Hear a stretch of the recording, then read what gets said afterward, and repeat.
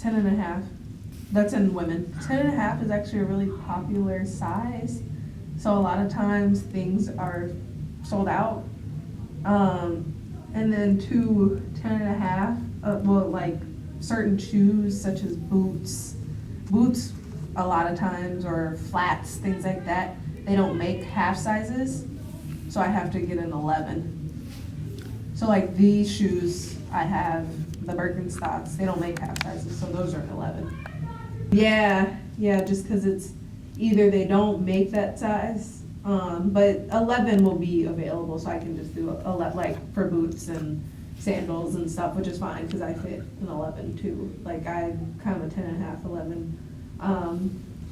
Or either it's just such a popular size that it's unavailable. One second.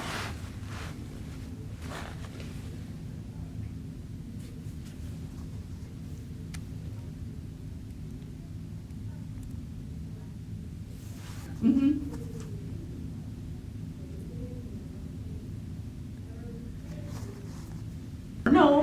No, because a lot of times it's shoes that, like boots, you kind of want them to be a little bit bigger. And then sandals isn't really a big issue, so no, it's never really an issue. I think the biggest issue I have is that my feet are really narrow. So I have to go, a lot of times I've had to return shoes because what happens is they're too wide for me, especially flats. And then when I'm walking, they're kind of going, or I don't know, the width is kind of going out and just kind of not comfortable. So that's usually an issue for me, is that they're too wide.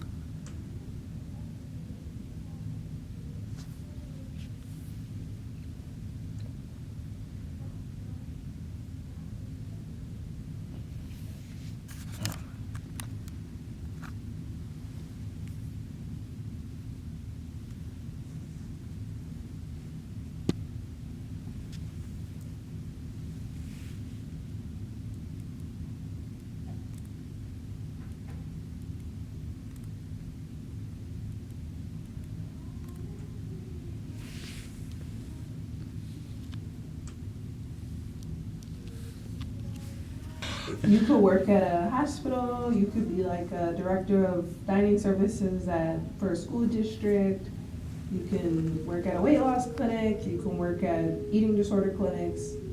So those are, or you could work they have retail dietitians, so at grocery stores. That's an option too. Corporate dietitians, so that's mainly focusing on employee wellness. So yeah, there's a lot of different things, but I don't want to do the private practice thing just because it would be a lot with reffing, because you're building something from the ground up, and you got to go through all these insurance hoops, and you have to build a clientele beforehand in order to start your practice, and it just seems like a lot. I would work for a private practice. She's getting married. She just got engaged. And then it was UND for 1 year, and then she came back to Minnesota, but she had injuries, so her basketball career was cut short just because she had knee problems. Because her issue was her meniscus, and I think she tore it at least twice.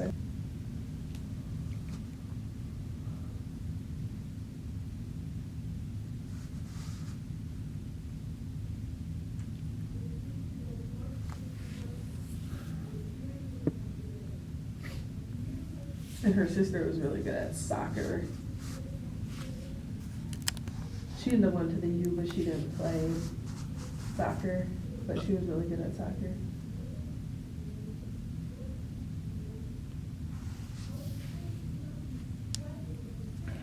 I don't even know, like, because ref shoes adds to it too, because I have 2 pairs of ref shoes, and then there's one that's kind of in my car just as like a just in case.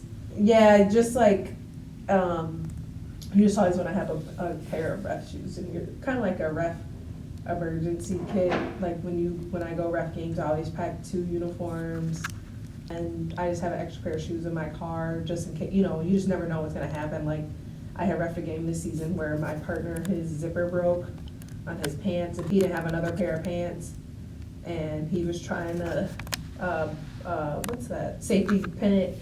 But then that didn't work. Like it worked for one half, but then when we got to halftime, he was messing with it and he couldn't get it back.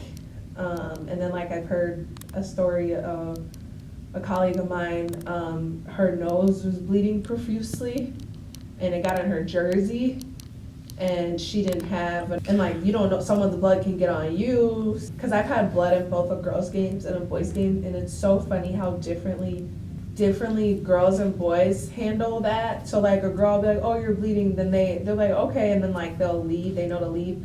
Whereas a boy will literally like wipe it with their hand. You need to get subbed out. Like, first of all, that's nasty.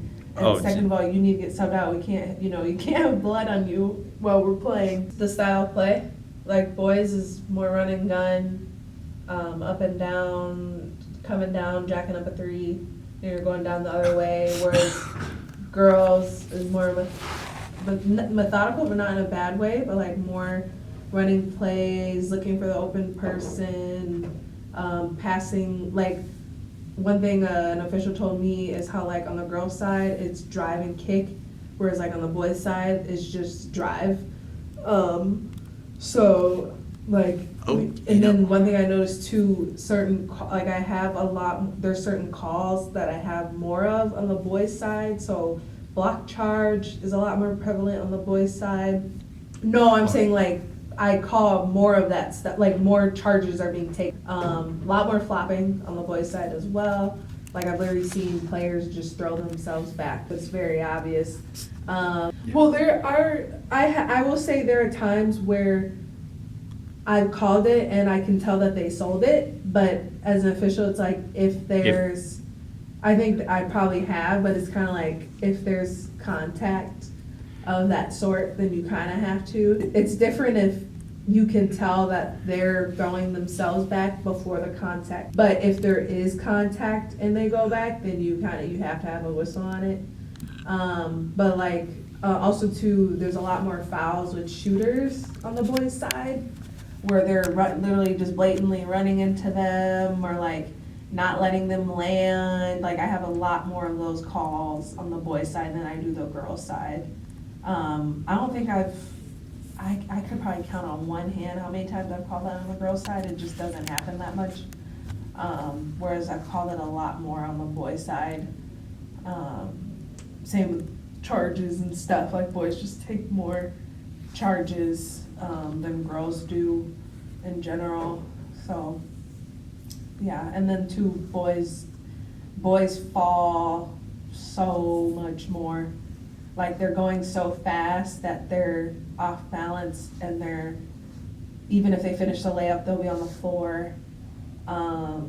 They just fall a lot more, and I can tell too. I feel like boys a lot of times will try and shoot it to avoid the contact, and then they're falling. And in my mind, I'm like, I can tell you don't practice that shot. Like it just doesn't seem how that shot's going up. It just doesn't seem like you're actually practicing that. It just kind of seems like, oh, the defense is there, let me try and do this to get around them, but it's not actually something that you practice. So yeah, it's just difference in play completely. Also, one thing I noticed a lot with boys is they'll try and dribble through double teams rather than just passing the ball. They'll try and dribble through it, and then what happens is a lot of times coaches are yelling for fouls. This actually literally just happened to me this weekend, and I had to tell the coach, like, he's trying to dribble through it and their arms are just there. they're not grabbing him, he's trying to dribble, instead of him just passing the ball, he's trying to dribble through a double team. And then the defense, they're allowed to, I'm allowed to have my arm here. I'm allowed to have my arm here, as long as like I'm not, pushing my arm into you and hitting you or anything like that, but I'm allowed to, that's part of defense, is me having my hands there. So, as long as I'm not using it to grab or push or anything, then that's not a foul. And coaches, it's hard to explain that to coaches because they're gonna stick up for their player, and instead of them yelling at their player to pass the ball, they're yelling at us to call a foul. When it's just not, in my opinion, it's not good basketball. Like, why are you trying to dribble? Obviously someone's open if two people are on you, but I just have that a lot more on the boys' side. I don't think I've really had that much. A lot of times girls, when they get trapped, they'll like, instead of trying to dribble through it, they'll like stop, and then try to look to pass, but boys will try and dribble through it, instead of looking for the, whoever's open, or like not dribbling into it. Yeah. Yeah, it's just very, very different styles of play. Boys are just more rowdy in general. And there's just a lot more you have to look for with boys, because they're going so much faster and they're a lot stronger. And I personally feel like you have to make a lot more decisions on the boys' side, because you have to ask yourself, okay, yeah, there's contact, but did that contact affect the play? And then if it didn't, then you're like, okay, well, I mean, there are times where it didn't affect the play, but you still make a call, like an and one or something. But yeah, I just feel like you have to make a lot more decisions on the boys' side.